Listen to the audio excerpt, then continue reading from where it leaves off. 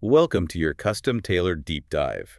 We are grabbing a massive stack of historical texts today. Yeah, economic theory, cutting-edge tech analysis, you name it. Exactly. We're pulling out the most vital insights and taking you on a shortcut to being deeply well-informed.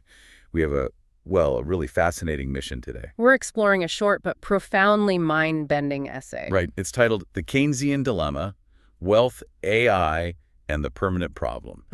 But I want to be clear right up front. This is not your average dry economic retrospective. No, not at all. We are looking at a collision, a massive, unavoidable collision between a completely audacious 100-year-old prediction and our immediate, hypermodern reality. It's one of those incredibly rare moments where history basically reaches out, taps you on the shoulder, and says, I told you so. Yeah, I told you so.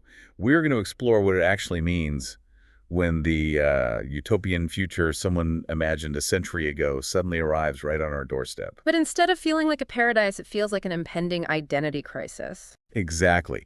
So settle in, because this deep dive is going to fundamentally challenge how you think about your daily grind, your calendar, and maybe even your entire sense of self. It really is a remarkable collision of eras. We are taking a historical anomaly. A very specific one, right? Yes. A highly contrarian piece of economic forecasting from the early 20th century, and we're mapping it directly onto the underlying low-level anxiety we are seeing right now. That anxiety with the exponential, just seemingly unstoppable rise of artificial intelligence. Right. It forces us to confront a reality that most of us are simply, well, too busy working to actually stop and think about. Okay, let's unpack this. Again, to paint a vivid picture for you.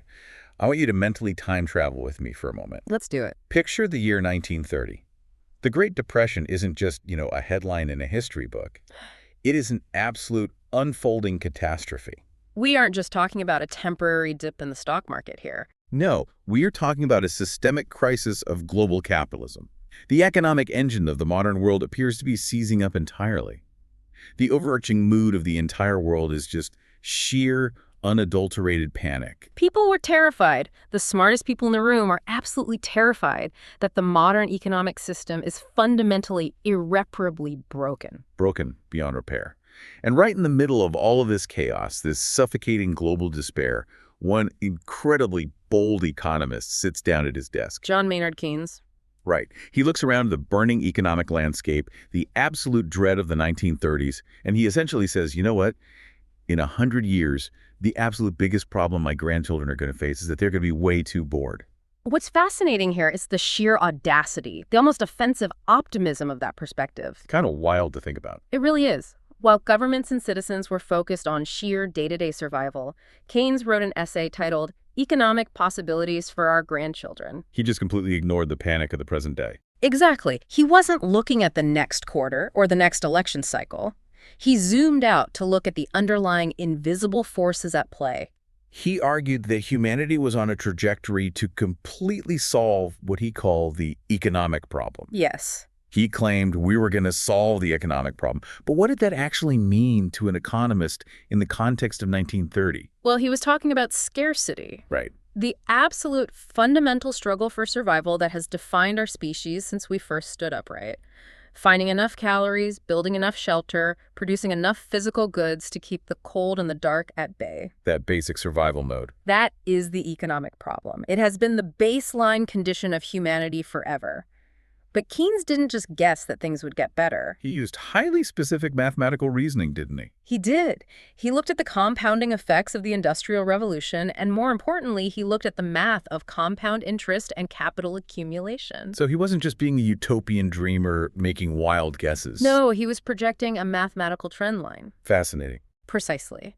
Keynes calculated that if capital grew at just a steady 2% per year and technical efficiency continued to improve, the mathematical reality of compound growth over a century would be staggering. Because compounding is so hard for the human brain to intuitively grasp? Exactly. He projected that the standard of living in progressive countries would be between 4 and 8 times higher in 100 years. Oh. He realized that technological advancement wasn't just going to make us a little bit more comfortable. It was going to compound to the point where humanity would be capable of producing vastly more than it could ever possibly consume.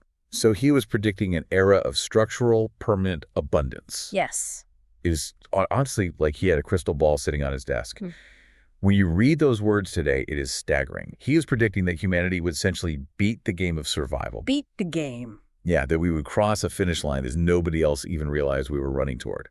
And because technology would become so unbelievably efficient, the workload required to keep civilization running would drop to almost nothing. Which leads to his most famous prediction from the essay. Right. He threw out this prediction that in exactly 100 years, we would only need to work a 15-hour work week. A 15-hour work week. It represents a profound, almost unimaginable shift in the human paradigm.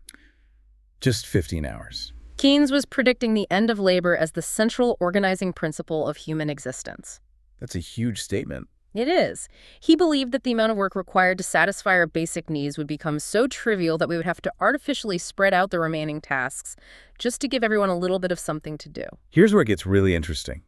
Because you do the math on that 100-year prediction, and where does that put us? Right here. Exactly. He wrote the essay in 1930. We are basically exactly at that 100-year mark right now. Welcome to 2026. The future has arrived. And for a long, long time, people sort of laughed off Keynes' prediction. Decades went by, and the economists would look at the 15-hour work week and say, well, Keynes was wrong. Yeah. We just kept inventing new, more complex jobs to replace the old ones. The goalpost just kept moving. Right. But suddenly, looking at the technological leaps of the last 36 months, it feels like we are absolutely hitting the gas on Keynes's timeline. That is the critical convergence we are experiencing right now. Yeah. For the last century, we were primarily automating physical labor. The tractor replaced the plow. The robotic arm replaced the assembly line worker. But that just shifted human labor into the cognitive realm. Exactly. We became managers, analysts, strategists. What AI is doing today is fundamentally different. It is automating cognitive labor. It is scaling intelligence itself. Yes. Let's talk about what that looks like in the real world. Think about the careers that were supposed to be completely bulletproof. We pushed entire generations towards STEM. We certainly did. We told kids, learn to code, become a software engineer, and you will have a safe, lucrative career forever. The safest bet you could make. But look at what we are seeing right now with AI. Systems are already writing functional software code. They are debugging programs. The heavy lifting of highly skilled, cognitive human labor is being done by algorithms. And that completely alters the timeline. When cognitive tasks, analyzing data, writing briefs, generating code, optimizing logistics are handled by autonomous systems, the actual hours of human oversight required plummet. They drop off a cliff. Keynes's 15-hour work week suddenly transitions from a utopian fantasy to a very distinct looming logistical reality. Because if an AI can do in 3 seconds what used to take a team of analysts 3 weeks, the economic necessity of the 40-hour work week evaporates. I have to say, looking at my modern calendar, a 15-hour work week sounds like an absolute dream. I think most people would agree with you. Imagine it. You log on Tuesday morning, you do a couple of hours of high-level strategy, maybe you review some AI outputs on Wednesday over a long lunch, and your weekend officially starts on Thursday morning. Sounds incredible. The contrast between that vision and the grinding reality of modern schedules is almost funny. Right now, people are triple booked for Zoom meetings, grinding through overflowing inboxes, maintaining side hustles just to feel productive. Playing calendar Tetris all day long. Yes, calendar Tetris. Yeah. We are basically running on a treadmill that keeps speeding up. The idea of just stopping. Stepping off. Yeah, stepping off that treadmill and only working 15 hours. Yeah. It sounds like heaven. This raises an important question, and this is exactly where we have to pivot from utopian daydreaming to a much deeper, darker psychological reality. Oh, here we go. The catch. It is what Keynes himself identified as the ultimate catch to this entire scenario. He called it the permanent problem. The permanent problem. That phrase alone gives me chills. It should, because it cuts right to the core of human evolutionary psychology. Let's really think about this. If you don't have to grind for survival, what do you actually do with yourself? It's a blank slate. Keynes recognized something fundamental about human nature. For hundreds of thousands of years, the struggle for existence has been our primary, all-consuming purpose. The grind is what forces us out of bed. Exactly. It gives our days structure. It dictates our social hierarchies. It gives our lives a built-in narrative arc.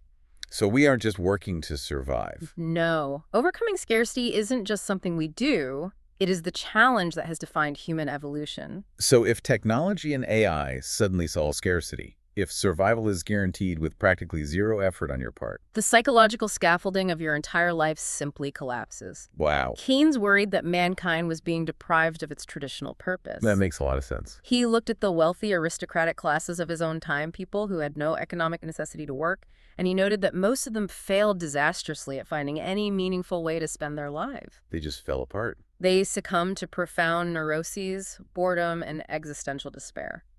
Now imagine democratizing that aristocratic boredom to 8 billion people. I really want you to think about that for a second. We are so heavily conditioned to complain about the grind. Constantly. We complain about the alarm clock, the commute, the difficult clients, the endless to-do lists.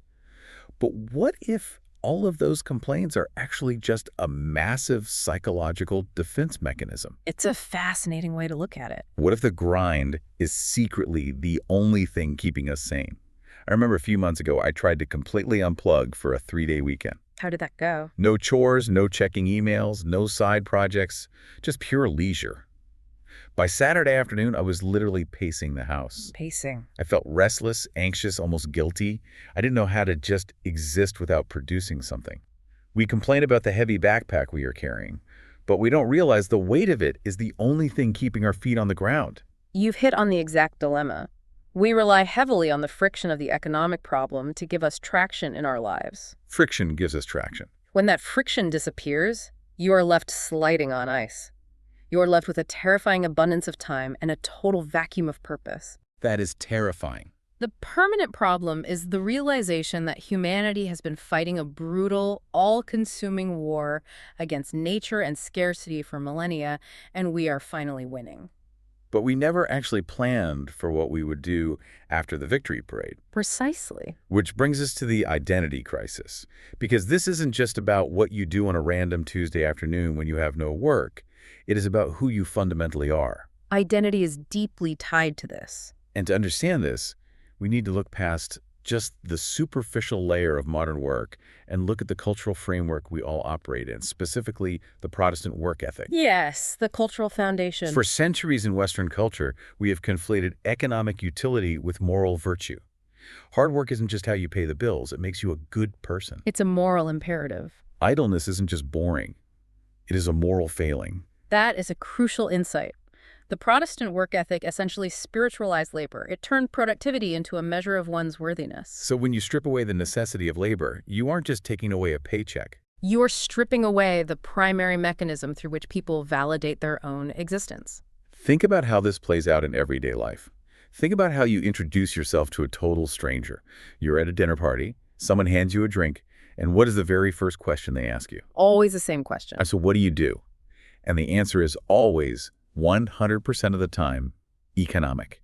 You say, I'm a corporate lawyer, or I'm a structural engineer, or I'm a marketing director. We use our jobs as shorthand. We wear our job titles like name tags on our souls. We use them to signal our status, our intelligence, our value to the tribe. But if we follow the trajectory of AI to its logical conclusion, that entire system of signaling breaks down. It shatters. If the AI does all the heavy structural engineering, and the AI writes the airtight legal briefs, and the AI optimizes the marketing campaigns, who are you? Exactly. If you can no longer say, I am the person who performs this highly specialized, highly valued economic function, what words even come out of your mouth at that party? That is where the true existential dread kicks in.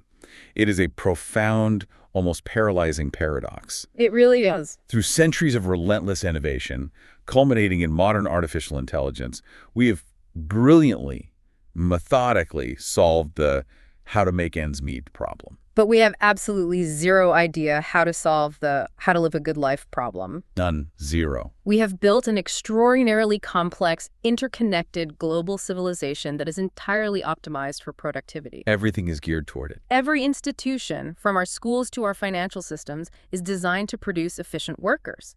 But we have completely neglected to optimize for meaning outside of that productivity. We just assumed it would happen naturally. We assume that if people are wealthy and comfortable, meaning will just organically take care of itself. But psychology and history tell us the exact opposite is true.